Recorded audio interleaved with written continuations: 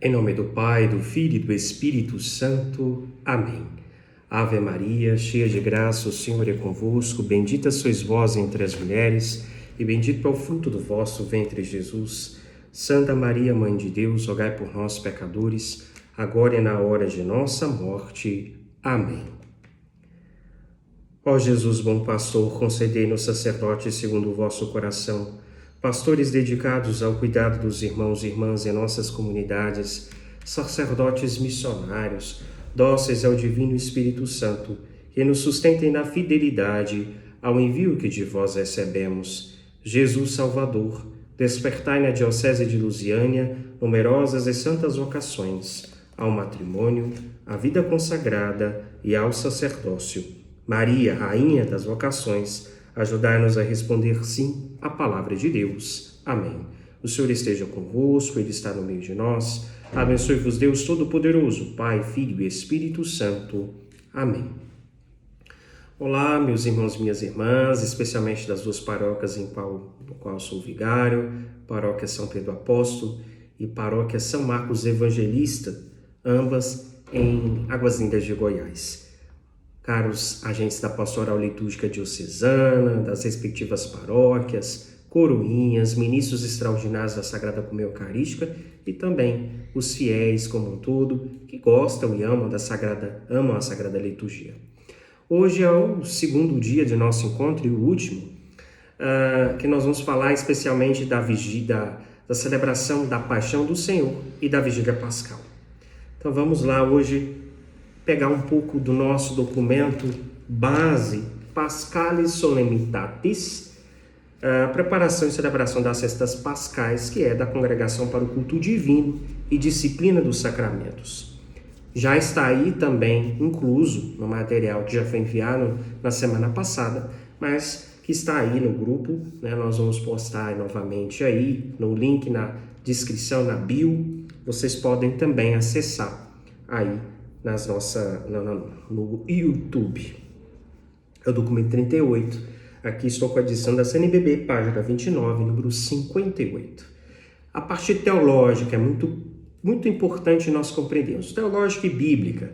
Diz assim: neste dia que o nosso Cordeiro Pascal Cristo foi imolado, 1 Coríntios 5:7, a Igreja, com a mediação da paixão do seu Senhor e Esposo, e adorando a cruz, comemora o seu nascimento ao lado de Cristo, que repousa na cruz e intercede pela salvação do mundo. Então aqui está a base teológica: Cristo que morreu por nossos pecados, o Cordeiro imolado sem pecado, o seu oferecimento ao Pai por nossa redenção, e a Igreja que comemora seu nascimento do lado aberto de Cristo e repousa com Cristo, aguarda ansiosamente a sua redenção.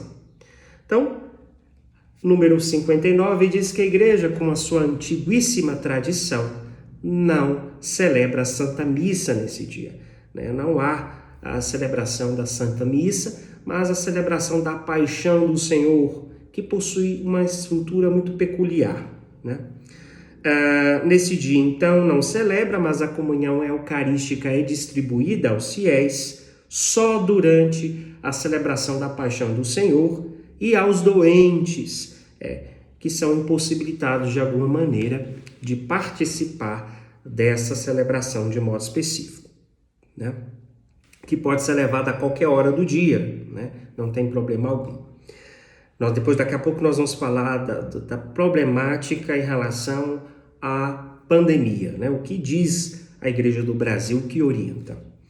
Então, é um dia de penitência, número 60, obrigatória, né, para toda a igreja, observada com jejum e abstinência, né? Isso com base na Constituição Apostólica Penitemini 2, da Ata Apostólica, e no Código de Direito Canônico 1251.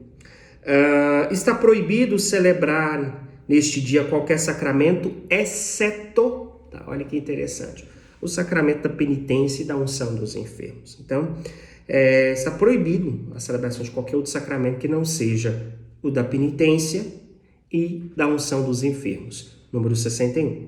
As exéquias sejam celebradas sem canto e sem uso qualquer uma de canto, ou sino ou outra coisa mais. Recomenda-se o ofício das leituras e as laudes, nesse dia sejam celebradas na igreja, é algo que a nossa população do Brasil ainda não tem costume, que seria uma celebração muito bonita a ser feita na igreja, presidida pelo padre e pelo pároco, com a participação do povo. A celebração da Paixão do Senhor, fiquem atentos, só pode ser realizada depois do meio-dia. Não se celebra a Paixão do Senhor pela manhã, somente após o meio-dia, especialmente às 3 horas da tarde. Por razões pastorais, pode escolher outra hora mais conveniente para que os fiéis possam reunir com mais facilidade. Por exemplo, depois do meio-dia até o entardecer. Então, depois do meio-dia e preferencialmente às 15 até o entardecer, mas nunca depois das 21 horas. Então tem até o limite máximo de 12 às 21 para celebrar a Paixão do Senhor. Qual a estrutura básica, padre, dessa celebração e que ela tem que ser mantida, diz o número 64.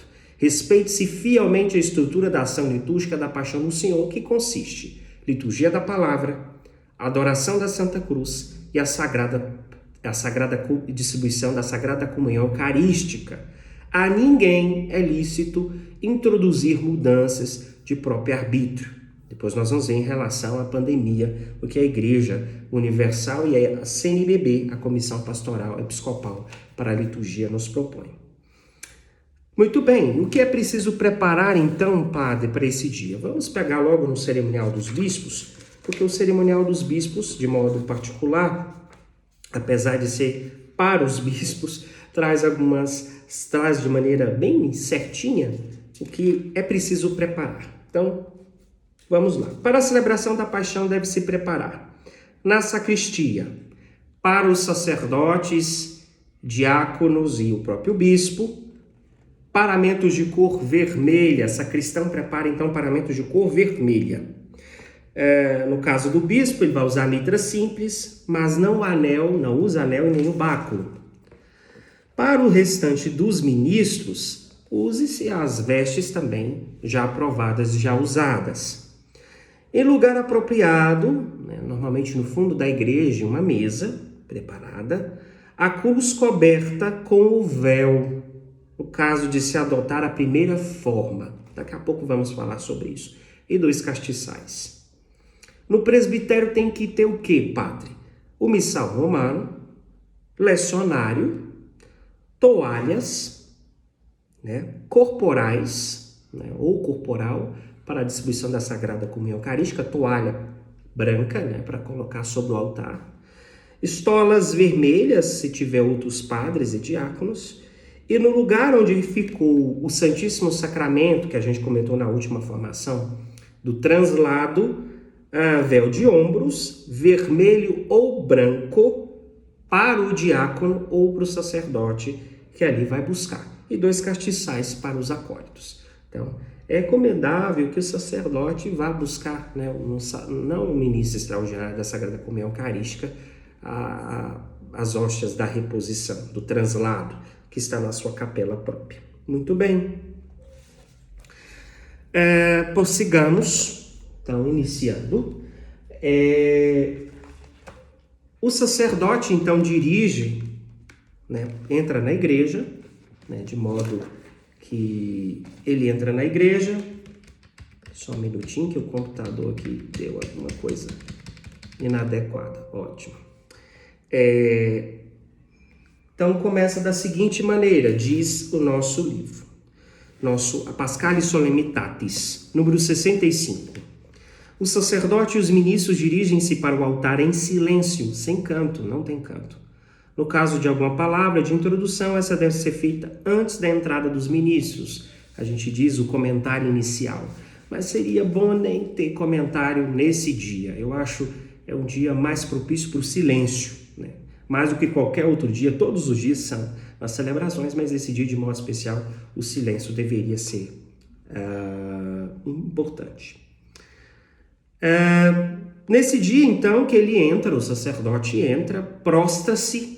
Então, aqui acho bom Tem lugares que coloca assim um tapete, pode colocar um tapete, então coloca lá também na preparação um tapete. Seria legal um tapete bonito, simples, sem adornos, para que o sacerdote possa se deitar, né? Prostrar-se. Essa prostração, que é um rito próprio desse dia, seja conservada diligentemente, pois significa não só a humilhação do sacerdote, do homem terreno, mas também a tristeza e a igreja, a tristeza e a dor da igreja que padece com seu Salvador. Durante a entrada dos ministros, os fiéis permanecem em pé e depois ajoelhem-se em seus lugares. Então, entrou em silêncio, prostou o sacerdote, ajoelham-se todos os outros fiéis e oram em silêncio, tá bom? Deixa eu ver aqui.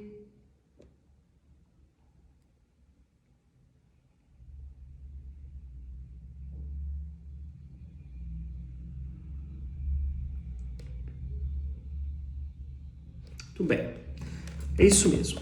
E aí, começa com a oração.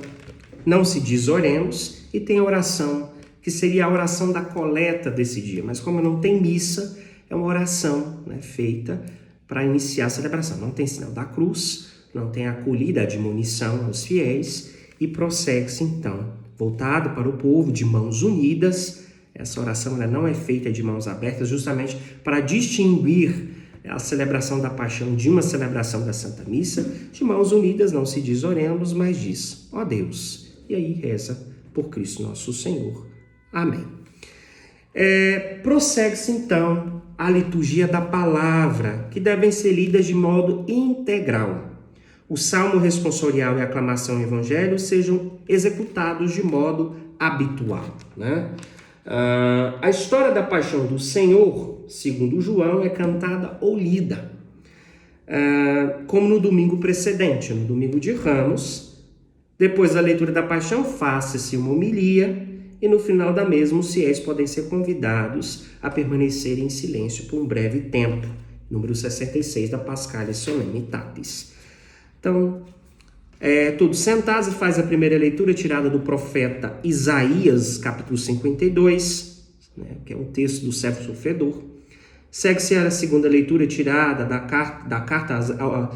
epístolas aos Hebreus, de Hebreus 4, 14, 16 seguintes, e o canto antes do Evangelho. Em seguida, faz-se a leitura da paixão do Senhor segundo João 18, 1, de 1 a 19, capítulo 18, versículos de 1 a 19, versículo 42. Já ia fazendo errado. João 18, capítulo 18, até do versículo 1 ao capítulo 19, versículo 42. Após a leitura da paixão, né, é uma leitura e não uma proclamação, tem a divisão dos fiéis ali que fazem as leituras do dia, né, como sempre tem, né? Leitor 1, nós estamos com subsídio da CNBB, Igreja em Oração. Leitor 1, todo o povo, o Jesus, que é o sacerdote, o presidente da celebração. Leitor 2, 3, 4, 5, né? E assim vai.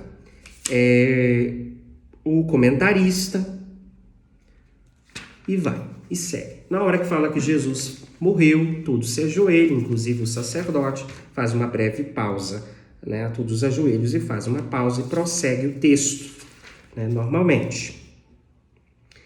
E aí, gente, tem que ficar atento a uma coisa, né? Às vezes tem partes assim do texto que é importante estar atentos a preparar bem a leitura da paixão. Muitas vezes a gente não prepara bem a leitura da paixão e ela acaba sendo comprometida, né, por ser uma divisão grande de leitores. O que eu indico sempre? Então, que um leitor permaneça na estante, né, os leitores na estante do comentarista. O sacerdote pode fazer da cadeira presidencial, da sede, ou do próprio ambão, né? Ele pode fazer. E assim vai diversificando. Pode ter uma outra estante, para não acumular gente ali, uma estante só, justamente por causa de pandemia. e ali faz a leitura, né? Também ajudando, colaborando cada um, né? Com o seu papel necessário. Muito bem, prosseguindo isso, faz-se a homilia. A oração universal, então, segue-se no Missal Romano, página 255, número 10. A liturgia da palavra é encerrada com a oração universal do seguinte modo: o diácono, de pé junto a um banco, propõe a intenção especial. Todos oram um momento em silêncio, em seguida o sacerdote, de pé junto à cadeira, ou se for oportuno, do altar, de braços abertos, diz a oração. Durante todo o tempo das orações, os fiéis podem permanecer de joelhos ou em pé. Então aqui tem essa proposta de permanecer em pé ou de joelhos. Padre, não tem diácono na minha comunidade. Quem faz a proposição? O comentarista, né? Pode ser o comentarista que pode fazer, ou o próprio leitor, né? Pode fazer a proposição. Eu diria, né, que na falta deste, né, não ser o comentarista, que seja o leitor. O leitor vai ao ambão, né, porque é do ambão que o diácono faz a proposição, a chamada admonição, proposição da oração. Então o leitor vai para o ambão e ali ele faz. Pela Santa Igreja. Oremos, irmãos e irmãs caríssimos, pela Santa Igreja de Deus, que o Senhor e etc. As conferências podem propor aclamações antes da oração propor aclamações do povo antes da oração do sacerdote, ou determinar que mantenha-se o tradicional pedido, né? Então, aqui, ao leitor propor a oração na ausência do diácono, o sacerdote pode dizer: ajoelhemo-nos. Aí, ajoelha todo mundo, reza um pouquinho, levantemo-nos. E aí, reza-se então a oração. Deus eterno todo-poderoso, o sacerdote reza, o leitor ou o diácono só propõe a oração, reza em silêncio, ajoelhou, levantou, reza a oração. E assim prossegue-se toda a liturgia proposta, chamada oração universal. Vai rezar-se pela Igreja, pelo Papa, por todas as categorias e ordens de fiéis, pelos catecúmenos, pela unidade dos cristãos, pelos judeus, pelos que não creem em Cristo, pelos que não creem em Deus, pelos poderes públicos, por todos os que sofrem provações. E aqui,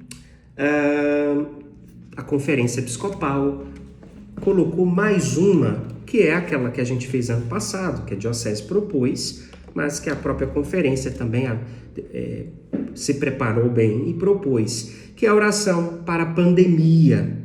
Então você vai poder, o leitor tem que se preparar também com essa oração a mais, que tem um lugar específico.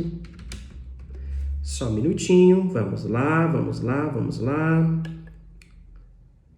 Vamos procurar direito para que nós possamos ler o que pede no caso da proposição.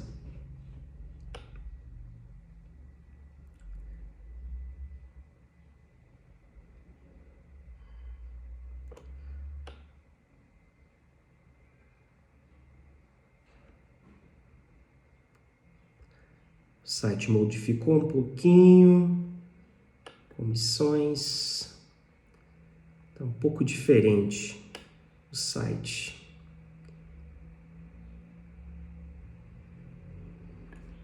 Ótimo. Vamos aqui.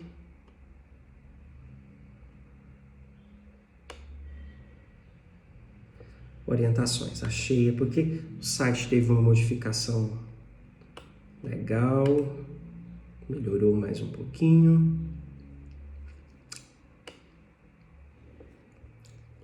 Então, vamos lá. Qual é a proposição feita, então, para em tempo de pandemia, como o Papa colocou no ano anterior?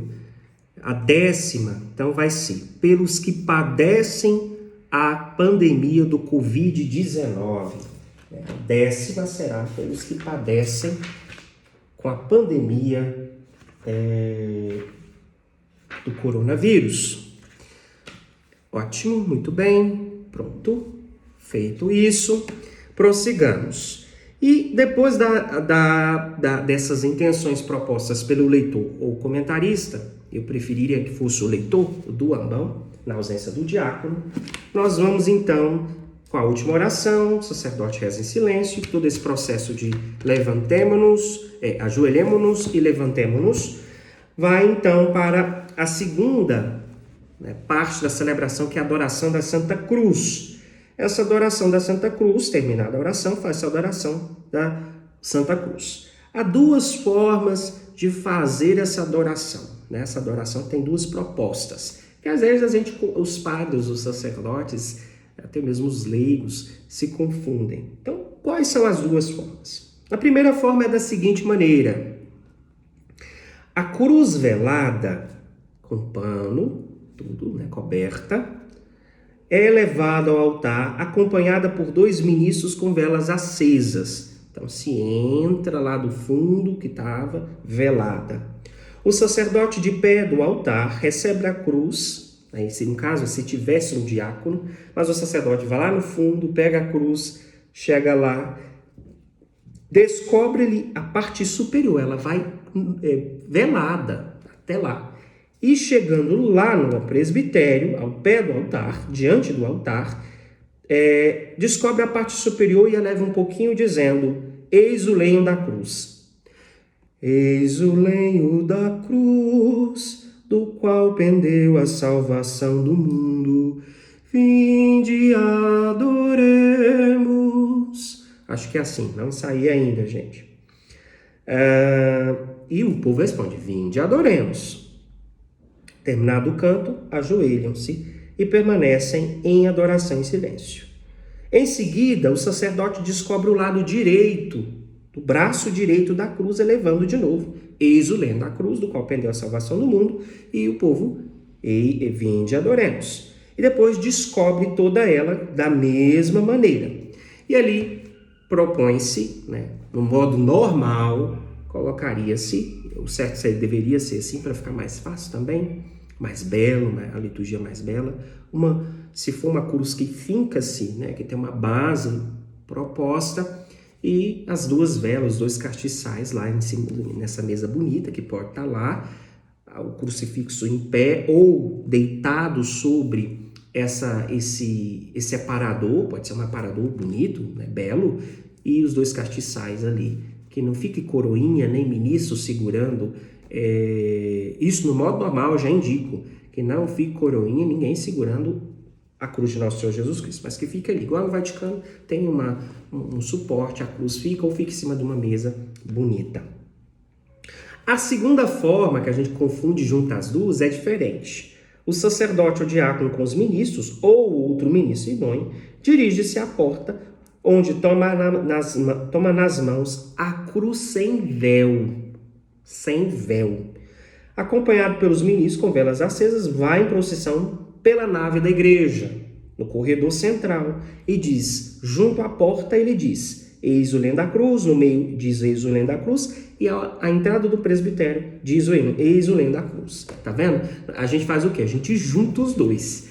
Tá velada e vai desvelando ela nos 3 pontos. Não existe isso. Ela entra velada e lá no pé do presbitério se desvela as 3 fases. Ou ela entra desvelada, e canta-se nos 3 pontos da igreja. Muito bem, adora-se a Santa Cruz. Qual é a proposição feita pela CNBB em relação a isso? E aqui, gente, não tem outra coisa a mais do que isso. Há lugares que tem fitas, que estão ligadas à cruz, não existe isso. Está aqui, você pode procurar, tanto Missal Romano, número 15, 16 e 17, quanto aqui também, e 18, 19 e 20, e também na Paschalis Solemnitatis, número 68, e 69. Vocês vão ver que não existe isso, tá bom? Não existe isso aí. O que a igreja pediu para que seja feito? Em tempo de pandemia, diz assim a orientação da CNBB: seja utilizada a genuflexão simples ou gesto apropriado, evitando a utilização do beijo ou qualquer outro contato. Então, no modo normal, como é que deveria ser, padre? No modo normal, a adoração seguiria da seguinte maneira: em procissão vai o sacerdote, os padres que ali estiverem e os fiéis com reverência, e beija-se a cruz. Não se pega em tecido, em fita de cetim, não existe isso, né? Isso não existe. E beijando, adora a cruz. Mas, e uma única cruz em cada celebração, por favor. Só uma cruz, número 19. Deve apresentar a adoração do povo, uma só cruz e mesma cruz. Ainda repete, né? Não pode ter mais de uma cruz e não tem fita. Não existe isso. E no modo da pandemia, como ficaria? Ficaria da seguinte maneira. O sacerdote, então, sem contato físico, toma a cruz e de pé diante do altar convida o povo em breves palavras a adorar em silêncio, mantendo-a erguida por um momento.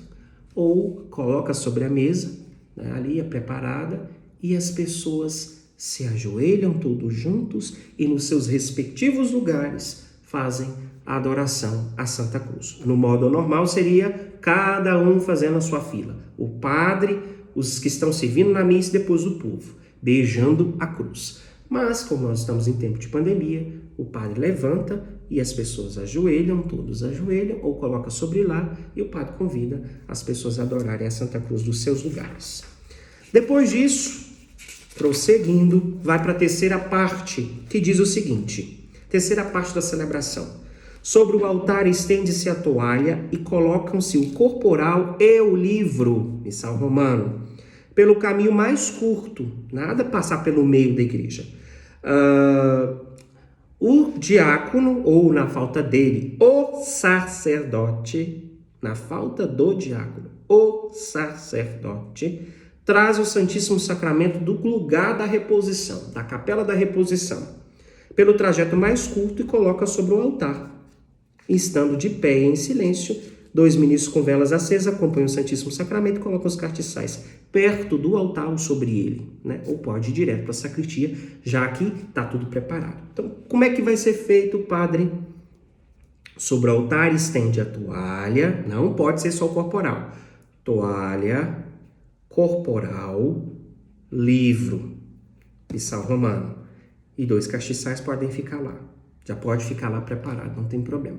Ou os que vierem da procissão ficam lá, tá bom? Padre, e a cruz? A cruz também fica lá, viu, gente? Eu esqueci de falar, mas a cruz permanece em lugar visível lá na igreja, depois da adoração feita. Tendo o diácono colocado, ou o sacerdote, o sacramento sobre o altar, descobre-se a âmbula, ou cibório, como nós chamamos, ou píxide. O sacerdote aproxima-se, faz a genuflexão e com voz clara diz: rezemos com amor e confiança a oração que o Senhor nos ensinou. E faz a oração do Pai Nosso e reza uma oração em silêncio aqui própria do sacerdote, uma oração secreta, e prossegue, faz genuflexão, toma a hóstia e diz: felizes os convidados para a ceia do Senhor, eis o Cordeiro de Deus que tira o pecado do mundo. Pronto. E o povo diz: Senhor, eu não sou digno que entreis em minha morada, mas diz uma palavra e sereis salvo. O sacerdote comunga e dá a comunhão aos fiéis e distribui. Terminada a comunhão, o cibório é transportado, a âmbula de novo, pelo sacerdote, né, para o lugar que foi preparado. Então, pega o véu, coloca o véu, cobre o Santíssimo Sacramento e leva para a capela da reposição, lá no tabernáculo próprio. E termina a celebração com oremos. Agora tem oremos. Oremos. Ó Deus que renovastes pela santa morte e ressurreição, reza a oração. Não tem bênção final, mas tem uma oração sobre o povo. O sacerdote, então, estende as mãos sobre o povo, sem traçar o sinal da cruz, e reza a bênção. E sai, né, sem oscular o altar, né, sai da igreja. Padre, e aí o que vai fazer então? Né? Vai retirar, então. Não vai tirar, pode tirar o forro do altar, tudo depois da celebração, para não tumultuar. Inclusive aqui fala, todos se retiram em silêncio. O altar é oportunamente desnudado, né? Novamente desnudado. Isso se está no número 71 da Paschalis Solemnitatis. Muito bem.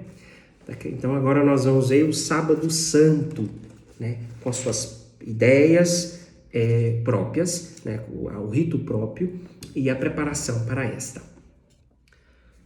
Pois bem, vamos continuar nossa formação, né? Nós demos início já à primeira parte, referente então à chamada celebração da Paixão do Senhor, com tudo aquilo que exige a celebração.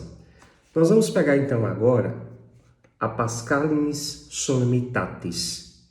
Ontem vocês viram que eu postei nos grupos que eu estudei bastante, porque a vigília pascal por si só ela é o cume, o centro do ano litúrgico. É a grande vigília, a mãe de todas as outras vigílias. Então diz o número 73 da Paschalinis Solemnitatis. Durante o Sábado Santo, a Igreja permanece junto ao sepulcro do Senhor, meditando a sua paixão e morte e sua descida aos infernos. Na primeira carta de São Pedro, capítulo 3, versículo 19. Isso é retirado do Missal Romano, essa citação. E esperando na oração e no jejum a sua ressurreição. Recomenda-se com insistência, então, o ofício das leituras e as laudes, né, para aquelas igrejas que querem desejar rezar a liturgia das horas, que é uma oração proposta obrigatória aos sacerdotes e alguns religiosos, mas os leigos também podem fazer também o uso desse grande tesouro, que é a liturgia das horas, que é as horas canônicas, como nós chamamos. Hoje há subsídios, por exemplo, da editora Paulus, chamada Liturgia das Horas, ou Católico Orante, alguns têm, ou até mesmo o iLiturgia para os celulares da Apple, né? Os iPhones, como são chamados. Podem ser expostas na igreja para veneração nesse dia a imagem de Cristo crucificado ou deposto no sepulcro, ou uma imagem de sua descida aos infernos que ilustra o mistério do Sábado Santo, bem como a imagem da Santíssima Virgem Maria das Dores. Então, por exemplo, nesse dia, pela manhã, há os ritos de preparação imediata, que é a profissão, a entrega, a unção com os olhos dos catecúmenos, a profissão de fé pela manhã na igreja. Então, as igrejas que estão em processo de iniciação à vida cristã terão, né, esses ritos de preparação imediata, que inclusive já constam aí no site da Diocese de Lusiânia. Então nós temos liturgia da palavra, recitação do creio, o rito do éfeta e a unção, o rito da unção dos catecúmenos. Nessa celebração vocês já podem colocar a imagem de Cristo crucificado, bem bonito, né? Ou deposto no sepulcro, se a igreja assim tiver, a imagem de Nossa Senhora das Dores, e aqui sem manto roxo cobrindo a imagem, para que possa se meditar durante os ritos de preparação imediata essa imagem, né? A pessoa, os catecúmenos ao chegarem à igreja já terão como foco essa imagem. Nesse dia, então, se abstém do absolutamente do sacrifício da Santa Missa, no período da manhã não tem. A Sagrada Comunhão só pode ser dada em modo de viático àqueles que precisam e estão doentes. Não se recomenda a celebração de matrimônios e nem a administração de outros sacramentos, exceto sacramento da penitência e unção dos enfermos. Então, no sábado pela manhã, se pode dar sacramento da penitência e dos enfermos. Prossigamos, né? Número 77, a Vigília Pascal na Noite Santa. Então, nós vamos ver o que precisa preparar. Cerimonial dos Bispos, páginas número 336, do nosso Cerimonial dos Bispos. Para quem não tiver e quiser ter em PDF, no site Secretariado Nacional de Liturgia da Conferência Episcopal Portuguesa, vai ter lá no site, você vai poder baixar o Cerimonial dos Bispos e tê-lo, né, em PDF. Então, no número 336, nas letras A, B e C. Primeiro, prepara-se então, no modo normal, sem pandemia, uma fogueira, um lugar fora da igreja onde o povo se reúne. Então, no modo normal. O círio pascal, com uma bandeja com os seus 5 grãos de incenso, um estilete, lembrando que os círios nossos já vêm esculpidos, talvez isso seja desnecessário. Então, uma bandeja apenas com 5 cravos já basta. O utensílio para acender a vela com fogo novo, uma vela grande, uma vela pequena. Uma lâmpada para iluminar os textos para que o padre recite, no caso vai ser pelo lado de fora, vai estar escuro. Um utensílio para tirar as brasas acesas do fogo novo, um pega-brasas, a gente normalmente pega um pegador de saladas mesmo. E para colocar dentro do turíbulo no momento proposto. Para o precônio pascal, o exútet, que é aquele canto feito às escuras ao lado do círio, um canto feito ao círio pascal, é um candelabro para colocar o círio, junto ao ambão e não junto à pia batismal. Atenção, nesse momento ele fica junto ao ambão. Se o candelabro não puder ser colocado junto ao ambão, coloque-se então um instante junto ao círio. Caso não tenha como, tem que ser na pia batismal, e não tem como tirar. Lugares que o suporte do círio, somente as igrejas modernas, o suporte do círio é de pedra e é fincado no chão. É fixo, não sai. Então, aqui tem um instante próximo à pia batismal para se proclamar de lá o precônio pascal. Para a liturgia batismal, se houver batismo, recipiente com água. Quando se administra os sacramentos da iniciação à vida cristã, você vai ter o óleo do Santo Crisma para o batismo, vela batismal, o ritual do batismo para adultos ou crianças. O certo seria ter o rica, né? Que nesse dia seja batizado apenas... o recomendável seria que batizasse apenas adultos, mas...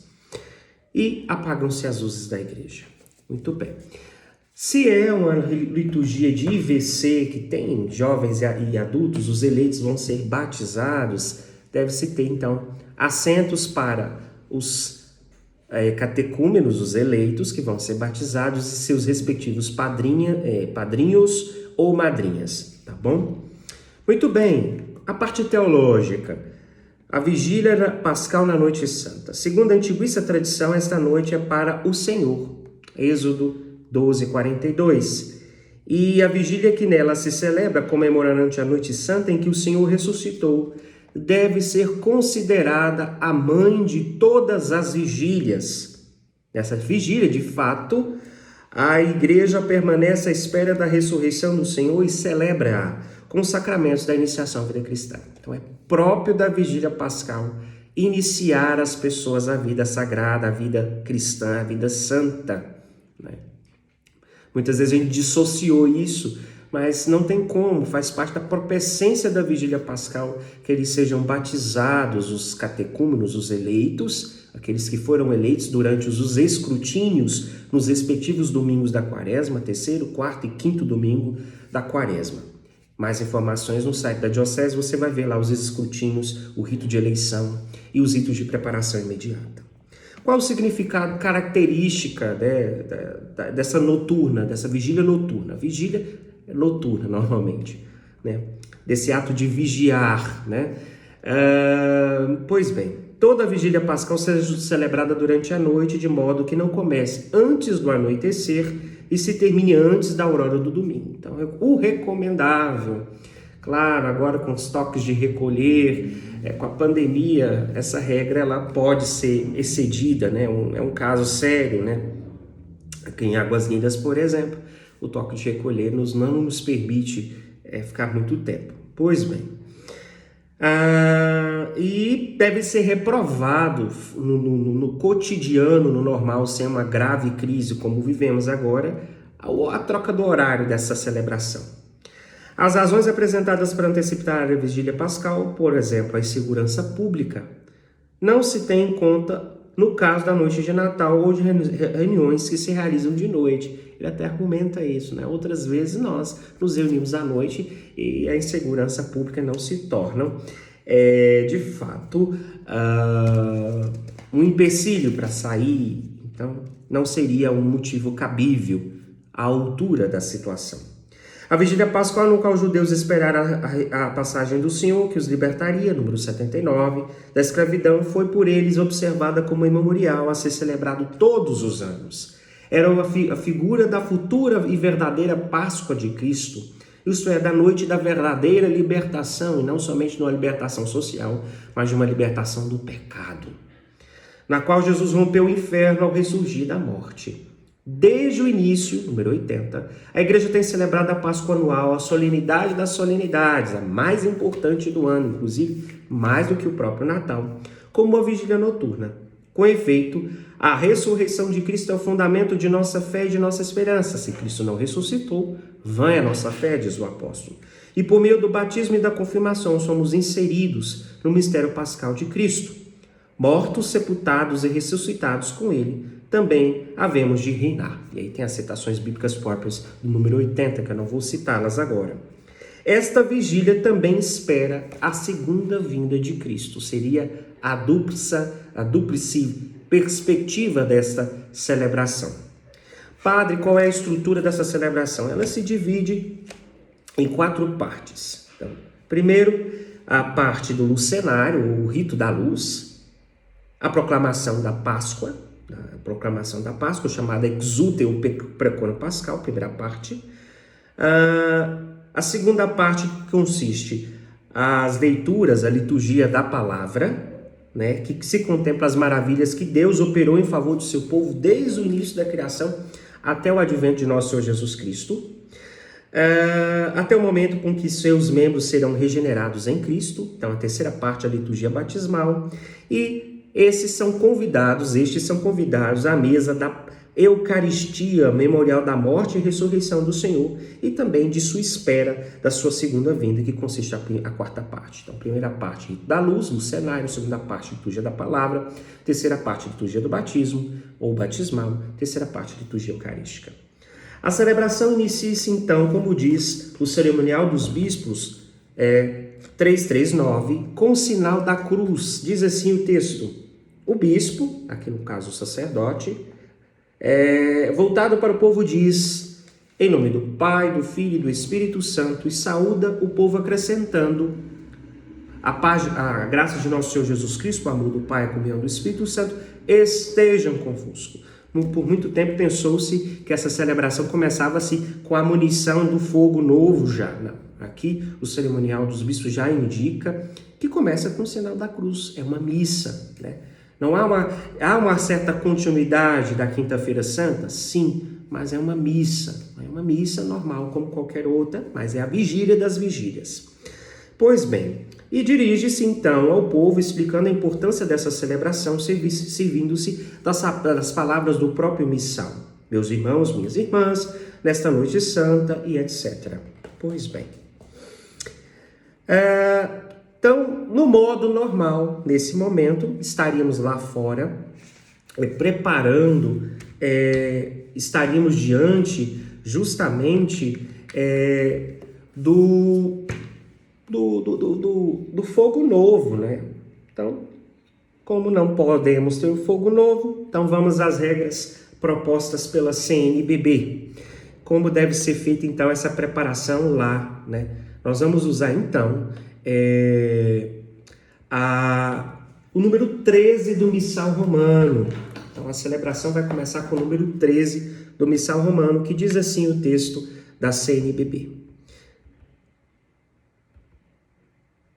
Domingo de Páscoa, na ressurreição do Senhor, vigília pascal, fala das partes, e aí fala assim: pode-se no local da celebração acender o círio, conforme Missal Romano, vigília pascal, número 13. Então, fiquemos atentos a essa possibilidade. O que significa isso?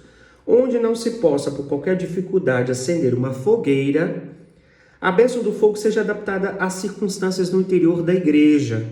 E aí, a diferença é que vai ser no interior da igreja. Então, aqui na nossa paróquia, na paróquia São Marcos, nós preparamos um suporte com um disco que suporta fogo, igual no Vaticano, porque lá no Vaticano é feito no interior da igreja, dentro da Basílica Vaticana, no átrio da Basílica Vaticana. Então, nós preparamos um disco, né, com suporte de 80 centímetros, que vamos colocar ali o carvão mineral e não vegetal, por causa devido à fumaça que vai ser feito. E segue normal, saudação, né, como eu acabei de dizer, em nome do Pai, do Filho e do Espírito Santo, A graça de nosso Senhor Jesus Cristo, o amor do Pai, a comunhão do Espírito Santo estejam convosco e os meus irmãos e minhas irmãs dessa noite santa, e segue os números 9 a 12. Normal, com a incisão do círio, com tudo aquilo. Então, nesse momento, é importante que tenha alguém segurando o círio, um ministro extraordinário da Sagrada Comunhão Eucarística, ou o próprio diácono, se assim o tiver, segurando para o padre fazer a incisão no círio, conforme Padre, qual é a reivindicação acerca do círio? Diz assim: prepare-se o círio, número 82, letra C seria, que no respeito da veracidade do sinal deve ser de cera, novo cada ano, único relativamente grande, nunca artificial, para recordar que Cristo é a luz do mundo. Então, padre, eu posso comprar um círio de plástico com fluido? Não, porque o canto do Exultet é feito ao próprio círio, né? O círio é a representação, é o próprio Cristo ressuscitado, a representação do Cristo ressuscitado. Então, canta assim, a cera virgem, né? Canta-se o canto muito bonito da cera virgem, né? Vamos pegar o texto ipsis literis, só para a gente ter uma noção.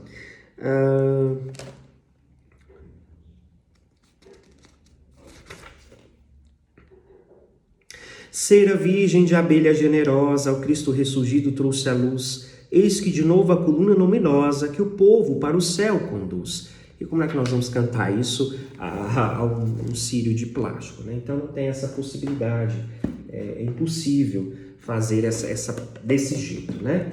É um erro até de sentido da própria liturgia. Então, preparado tudo, aceso o círio, né? Então aqui, qual é a proposta? Deita-se, faça então, a gente fala deita-se, mas é colocar, né? Então ali, feito tudo, forma-se a procissão. Ergue o círio, né? Já montado tudo, prepare-se também, eu esqueci de colocar uma bandeja para colocar os cravos para serem inseridos, o ministro segura e ali é feito. Feito isso, né? Então, prepara-se então a procissão, lembrando que também tem que preparar para os fiéis as velas que os fiéis precisarão portar para estar na igreja. Aqui recordando que nós vamos estar dentro da igreja, como propõe o número 13, em caso de pandemia. E aí, então, vocês vão estar dentro da igreja, já com suas velas, e enquanto o círio passa, cantando os 3 momentos, eis a luz de Cristo, e nós respondemos, demos graças a Deus, vai se acendendo as velas dos fiéis, tá bom? E aí pedimos a ajuda dos coroinhas, dos ministros, para que possam fazer de maneira organizada essa interação. Nesse momento que está acontecendo no fundo, é bom que o povo esteja voltado para o fundo, tá? O comentarista tem que estar atento a isso, a orientar a Assembleia a fazer isso. Como é feita então a procissão? Vamos lá, Cerimonial dos Bispos, número 342, 343. Peguemos então o nosso Cerimonial dos Bispos. Organiza-se a procissão da seguinte maneira. À frente vai o diácono, ou no caso da ausência deste, o sacerdote, com o círio pascal. Vai então o coroinha ou acólito com um turíbulo fumegando, já com aquelas brasas tiradas lá daquele braseiro colocado dentro do turíbulo. Então vai o naviculário e o turiferário à frente do círio. E posteriormente vão todos os outros participantes da celebração no modo normal, seria até o povo, né? Mas no modo de pandemia, vai então na procissão. Turíbulo e naveta, círio pascal com sacerdote ou diácono. Se estiver com diácono, o sacerdote vem atrás. Os coroinhas, os ministros extraordinários da Sagrada Comunhão Eucarística. E o povo no modo normal. Mas, como o povo, nós estamos em pandemia, eles já estarão dentro da igreja. E canta-se, eis a luz de Cristo 3 vezes. E o coro responde, demos graças a Deus, eis a luz de Cristo, demos graças a Deus. 3 pontos. No caso, como vai ser dentro da igreja, a porta da igreja, onde está o braseiro, no meio da igreja e ao pé do presbitério. Muito bem. Chegado ao presbitério, o padre dirige-se imediatamente à cadeira, à sede, e ali coloca incenso no turíbulo para benzer, como benze para o evangelho.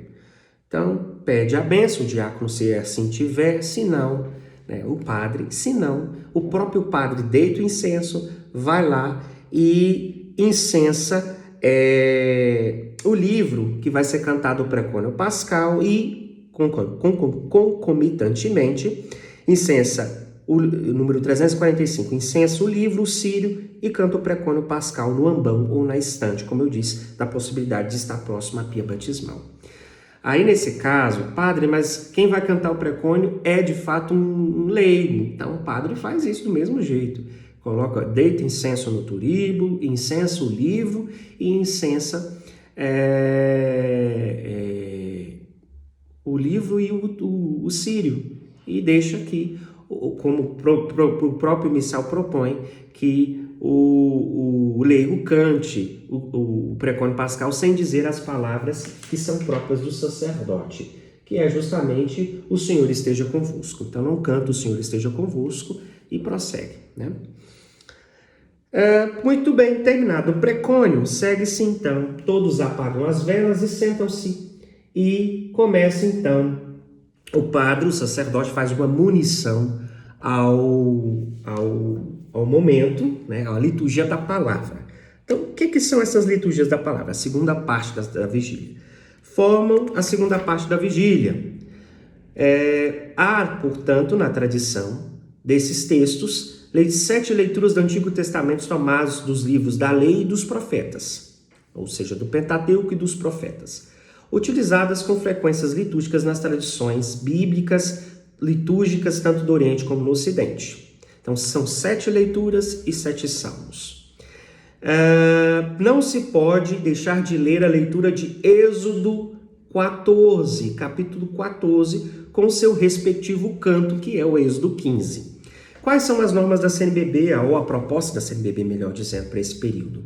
Ela disse assim: sugerimos a proclamação de um número reduzido de textos bíblicos para evitar o prolongamento da celebração, ou seja, leiam-se pelo menos 3 leituras do Antigo Testamento que não seja omitida a do Êxodo 14. Então nós vamos proclamar as 3 leituras, as 3 primeiras, a proposta minha, as 3 primeiras, que inclui já a do Êxodo 14 e seus respectivos salmos. E depois prossegue a celebração de modo normal, né? Com o canto do glória, tocam-se os sinos, a oração do dia, o oremos, a leitura da carta de São Paulo aos Romanos, o salmo aleluiático. E aqui atenção, senhores cantores, o salmo que provém depois da carta de São Paulo aos Romanos, capítulo 6, versículos de 3 a 11, que fala de Cristo ressuscitado dos mortos, não morte, mas é um salmo, mas ao mesmo tempo é aclamação ao Evangelho. Não tem aclamação ao Evangelho propriamente dita. O que significa isso? Esse aleluia pode ser puxado pelo padre. Eu não vou fazer isso, porque eu não sou cantor, mas lá mesmo do ambão, ele puxa o aleluia. Aleluia, aleluia, aleluia. Aí a Assembleia, aleluia, aleluia, aleluia. Dai graças ao Senhor porque Ele é bom. Aí canta o texto todo, que é do Salmo 117, 118. E diz assim, no último aleluia, último refrão. Ao cantar o último refrão, todos se colocam de pé. Aqui, ó. Tá bem na liturgia, tá bem certinho. Também é, de fato, a proposta dada nas Pascales Solemnitatis, dizendo assim no número 87. Depois todos se levantam, o sacerdote entoa por 3 vezes o aleluia, elevando gradualmente a voz e o povo repete. Se necessário, o salmista ou o cantor entoa aleluia no lugar do sacerdote, intercalando entre os versículos, como, por fim, com o evangelho anunciado, a ressurreição do Senhor, com o ápice de toda a liturgia da palavra. Não deve omitir homilia, ainda que breve. Então, aí está aí a proposta dada aí para nós. Ok? Alguma dúvida sobre isso? Não, né? Então, segue cantando aleluia. Aí o que vai acontecer? Enquanto o salmista canta o aleluia, o último aleluia ele canta, desce do ambão, vem o turiferário naviculário, o padre coloca incenso no turíbulo, faz a oração de proclamação do evangelho, que é uma oração secreta, segue para o ambão junto com o turiferário naviculário. Nesse momento, o povo do coro, o coral e a assembleia ainda está cantando aleluia. Aleluia, aleluia, aleluia, aleluia. E vai levando. E eles vão repetindo até o sacerdote chegar ao ambão. Proclama-se o evangelho de modo normal, faz homilia e segue então a terceira parte da liturgia pascal, que é a mais complicadinha, eu diria, que dá muita confusão, que é a liturgia batismal. Eu vou pedir agora ao Gilvan e à Patrícia que coloquem nos grupos que vocês estão inseridos aí o esquema para a gente entender bem essa liturgia batismal. A gente precisa entender bem ela, né? Mas tem uma pergunta pressuposta que a gente tem que saber com o sacerdote na preparação dessa celebração de modo específico. O presidente da celebração, seja o bispo, seja... e aí, justamente, a iniciação à vida cristã na paróquia, que já tem a sua comissão de iniciação à vida cristã, já sabe disso, mas nos lugares que não, é preciso questionar. E a catequese e a liturgia estão se ajudando mutuamente. Então, a pergunta principal dessa terceira parte: haverá batismo nessa liturgia pascal de jovens e adultos, ou, como não é recomendado, mas tem muitas comunidades, de crianças? Caso haja batismo, surge apenas um caminho, que é o caminho proposto pelo ritual de iniciação à vida cristã de jovens e adultos. Anotem os números, vai estar aí na imagem que vai ser postada agora aí. Dos números 203, 226, nessa edição que eu estou maior, que é a do altar, não é aquela pequenazinha da Paulinas, das páginas 95 a 101. Caso não tenha batismo, surgem dois caminhos que levam em conta a finalidade da água que vai ser abençoada. Primeiro ponto. Então, se vai ter batismo, segue rica. Se não vai ter batismo, segue missal romano. Segue missal romano com duas possibilidades, quando não há batismo.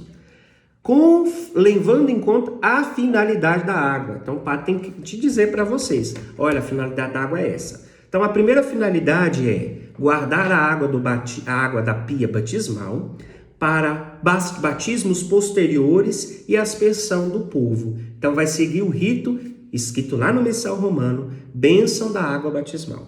Daqui a pouco eu entro mais em detalhes. Segundo ponto, segunda finalidade, quando não há batismo. A água vai ser usada, abençoada, para aspergir apenas os fiéis, e tem um rito próprio chamado bênção da água para aspersão. Então, quando não há batismo, há duas possibilidades: bênção da água batismal, né, que leva em conta a finalidade da água. Então, se é para guardar, vai ser o rito da bênção da água batismal. Se é só para aspergir o povo para renovar as promessas batismais, ou no outro dia também, aspergir o povo no rito penitencial, bênção da água, a bênção da água para aspersão. Segue então aí quando há batismo na imagenzinha que vocês têm aí nos grupos, que foi colocada agora. Quando há batismo, rica, dos números 203, 232, páginas 95 a 103. Então acontece da seguinte maneira: o primeiro passo, apresentação dos eleitos. Segundo passo, a ladainha, sem ajoelhar-se, porque é solenidade, é dia de domingo. Dia de domingo, quando se canta a ladainha, não se ajoelha, porque é dia da ressurreição, e necessariamente na própria vigília pascal. Depois nós temos a renúncia dos eleitos, do número 217, e aqui atentos, no Vaticano, já há aqui a renovação das promessas batismais dos fiéis como um todo. Então se acendem as velas dos fiéis para renunciar, fazer a renúncia à profissão de fé. Por que eu coloquei as duas possibilidades? Porque no Vaticano é assim, mas o missal romano dá a entender que para nós não deveria ser. E aí eu fiquei assim, será que é para fazer ou não? ou porque na Itália já se usa a terceira edição típica do missal, a versão nova, e a gente está com a segunda. Então eu coloquei os dois, né? Padre, o que você usaria se tivesse batismo? Eu seguiria o Vaticano, seguiria como está aí, mas eu coloquei as duas possibilidades. Então a renúncia dos eleitos, e aí acendem-se as velas dos fiéis para a renovação, a profissão de fé dos eleitos e da Assembleia, renúncia dos eleitos e da Assembleia, profissão de fé dos eleitos e da Assembleia, e depois apagam-se as velas, vai-se para o banho batismal, o batismo dos eleitos, dos catecúmenos, depois a unção pós-batismal, que no caso da nossa diocese não vai ter crisma, então o óleo do crisma, então o cerimoniário, os coroinhas têm que estar atentos com isso para levar o óleo para ser ungido na fronte, né? Depois a veste batismal. A veste batismal a gente indica que seja um manto que seja colocado, que eu esqueci de falar na preparação, nos pontos da preparação, um manto. Seria bom que os neófitos, os neobatizados, tivessem após, nesse momento do rito da veste, um manto que cobrisse eles, uma partezinha branca. Havia comunidades que tinham uma coisinha, uma espécie de babadozinho, né, branco, mas eu acho que seria bom até embaixo, igual no Vaticano, fica bem bonito. A entrega da luz, dada pelos padrinhos ou madrinhas. E aí, no caso, se a gente não for seguir Roma, a renovação das promessas batismais dos fiéis. Aí acendem as velas nossas. A aspersão do povo, né? Já que a água já foi abençoada, já batizou, asperge o povo, omite-se o creio, e segue as preces dos fiéis, onde os neobatizados, pela primeira vez, são citados. Padre, mas teve ladainha, vai ter prece? Sim, porque antes eles não eram filhos de Deus, não eram novas criaturas, e agora eles o são. Então, prossegue-se do mesmo jeito. Prossigamos. Quando não há batismo, há duas opções, levando em conta a finalidade da água. Lembra que eu falei? Primeira finalidade, guardar para batismos posteriores e a aspersão dos fiéis. Então vai ter ladainha, sem ajoelhar-se, bênção da água batismal, renovação das promessas batismais dos fiéis com as velas acesas, omite-se o creio, a aspersão do povo e omite-se a oração dos fiéis, já que já teve a ladainha. Há uma regra geral na liturgia que quando há ladainha, né, e aqui não teve batismo, não se faça a prece dos fiéis. Quando não há batismo com a finalidade de aspergir apenas o povo, os Patrícia e Gilvan já colocaram as duas primeiras, coloque-se agora a terceira imagem. Omite-se a ladainha, olha que interessante, né? Missal romano. Bênção da água para aspersão, número 45 do Missal, página 287. Renova-se as promessas batismais dos fiéis, omite-se o creio, faz a aspersão do povo e faz a oração dos fiéis. E aqui termina, então, a chamada rito, a terceira parte da liturgia da vigília, que é chamada liturgia batismal. Segue-se, então, meus caros irmãos e irmãs, para a liturgia eucarística, que é como de costume. Se há neobatizados, neófitos, como são chamados, eles são convidados, diz a Paschalis Solemnitatis, que eles levem, então, a procissão das oferendas. Leve-se a procissão das oferendas, eles podem levar. Tá bom? Eles levam, então, as oferendas na liturgia eucarística. Ok? Isso está no número 91 da Paschalis Solemnitatis, né? Muito bem. Ok. E aqui é recomendado que durante a comunhão cante-se o Salmo 117 com a antífona Cristo Nossa Páscoa, ou o Salmo 33 com a antífona Aleluia, Aleluia. É muito desejável que na comunhão da Vigília Pascal se alcance a plenitude do sinal eucarístico, né? Então, aí pode ter a concessão da recepção da Eucaristia em duas espécies, mas com a autorização do bispo. Algumas advertências pastorais. Nesse caso, gente, em tempo de pandemia, não tem como a gente fazer comunhão em duas espécies, mas no modo normal seria assim. Que seja preservada, né, algumas advertências pastorais no 93, tudo que tem na vigília, né? Muito bem.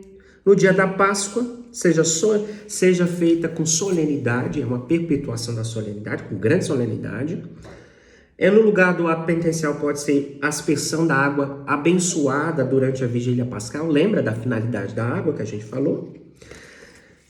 O círio seja colocado junto a um banco ou perto do altar, permaneça aceso em todas as celebrações litúrgicas do tempo pascal, tanto na missa como nas laudes e vésperas, até o domingo de Pentecostes, está lá. Depois o círio é conservado com devida honra no batistério, longe do presbitério. Fora do tempo da Páscoa, não se acenda o círio pascal, nem seja conservado no presbitério. Pois bem, o tempo pascal, basicamente é isso. Muito bem. Muito bem, meus irmãos, minhas irmãs. Nossa, quem vai seguir o subsídio igreja em oração tá bem esquematizadinho, tá bem legal.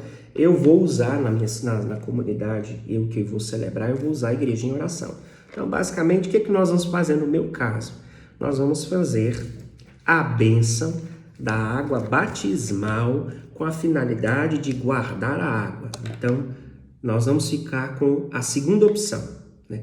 Segunda opção, quando não há batismo, com bênção da água batismal. Então aí está o quadrinho. Quando não há batismo, finalidade de guardar a água para batismos posteriores e aspersão. Então eu vou seguir esta sequência que está aí, tá bom?